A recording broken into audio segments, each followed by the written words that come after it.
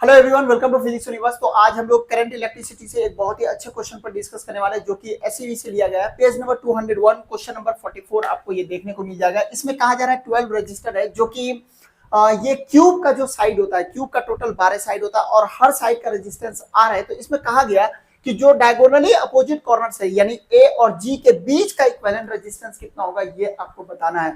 आप अगर इस फिगर में देखेंगे तो ज्यादा क्लियर हो रहा होगा कि हर साइड का जो रेजिस्टेंस है वो आर दे रखा है और डायगोनली जो अपोजिट कॉर्नर है उनके बीच आपको इक्विवेलेंट रेजिस्टेंस बताना है। तो आप थोड़ा सा विजुअलाइज करिए, जिस अभी रूम में आप बैठे हैं उस रूम को आप देखें, एक ऊपर वाला कॉर्नर लेना और एक सामने वाला उधर वाले नीचे वाला कॉर्नर लेना। तो इन दोनों के बीच जो इक्विवेलेंट रेजिस्टेंस होगा ये आपसे पूछा गया है। तो हम लोग इसको कैसे सॉल्व करेंगे, तो सबसे पहले इसको सर्किट कंप्लीट करते हैं। तो मैंने एक बैटरी से इसको जोड़ दिया गया, मतलब जोड़ दिया है दोनों एंड को। अब यहाँ पर आप किरचॉफ्स लॉ को अप्लाई करा।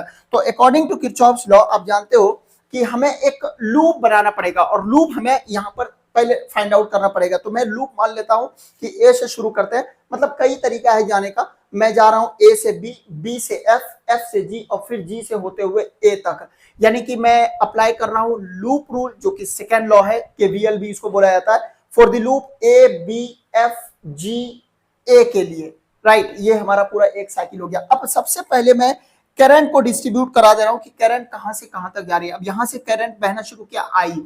अब ये आई फिर तीन पार्ट में बढ़ जाएगा और तीनों पार्ट का जो रेजिस्टेंस है वो इक्वल है आर आर आर। तो करंट हमारा डिस्ट्रीब्यूट हो जाएगा, यानी आप कहोगे सर आई बाई थ्री, इसमें भी आपका आई बाई थ्री और इसमें भी आपका आई बाई थ्री। फिर ये करंट आगे बढ़ने के बाद पॉइंट बी तक पहुंचेगा, फिर बी पर ये दो पार्ट में फिर से स्प्लिट हो जाएगा और दोनों का रेजिस्टेंस अगेन सेम। तो करंट भी सेम सेम जाएगा, यानी आई बाई सिक्स और इधर भी आपका आई बाई सिक्स। इसके साथ भी यही होगा, ये भी करंट यहाँ पर आई बाई सिक्स में स्प्लिट हो जाएगा और ये भी आई बाई सिक्स है। इसके साथ भी पॉइंट डी पर वही चीज हो रहा होगा। अब हम आगे बढ़ते हैं, बी से जैसे हम एफ पॉइंट पर जाते हैं तो एफ पर ये आई बाई सिक्स इधर मिलेगा और ई से एफ के तरफ भी आई बाई सिक्स आएगा। तो फिर से वो दोनों आई बाई सिक्स मिलेगा। तो यहाँ पर मिल करके वो कितना हो जाएगा, तो जाहिर सी बात है आई बाई थ्री। इसमें भी जो करंट आएगा वो भी आई बाई थ्री और इधर से एच से जी में जो करंट आएगा वो भी आई बाई थ्री। फिर ये तीनों आई बाई थ्री मिलेगा और ये फाइनली फिर कितना बन जाएगा आई, और ये इस तरह से साइक्लिक प्रोसेस में आ जाएगा और इस तरह से ये करंट घूमना शुरू करेगा। तो हम लोगों ने किरचॉफ्स लूप रूल को अप्लाई किया, किसके लिए, फॉर द लूप, याद रखना है, ए बी एफ जी ए के लिए। तो अब अगर मैं यहां पर उसको अप्लाई करूं तो हम लोग लिख सकते हैं ना, माइनस कितना आई बाई थ्री आर। फिर आगे बढ़ेंगे तो क्योंकि करंट के डायरेक्शन में जा रहा है तो जाहिर सी बात है करंट बहती है हायर पोटेंशियल से लोअर, तो हम भी जा रहा है हायर से लोअर, तो हमारा पोटेंशियल ड्रॉप होगा, दैट्स व्हाई नेगेटिव साइन। फिर से नेगेटिव कितना, minus I upon six into r. Okay, फिर आगे बढ़ेंगे तो फिर से minus I upon three into r. फिर यहां से आगे बढ़े, अब कोई रजिस्टर नहीं है, पोटेंशियल लोअर से हायर की तरफ, तो पॉजिटिव होगा, V is equal to zero. बस अब आप इसको सिर्फ कैलकुलेट कर लीजिए तो बात बन जाएगी।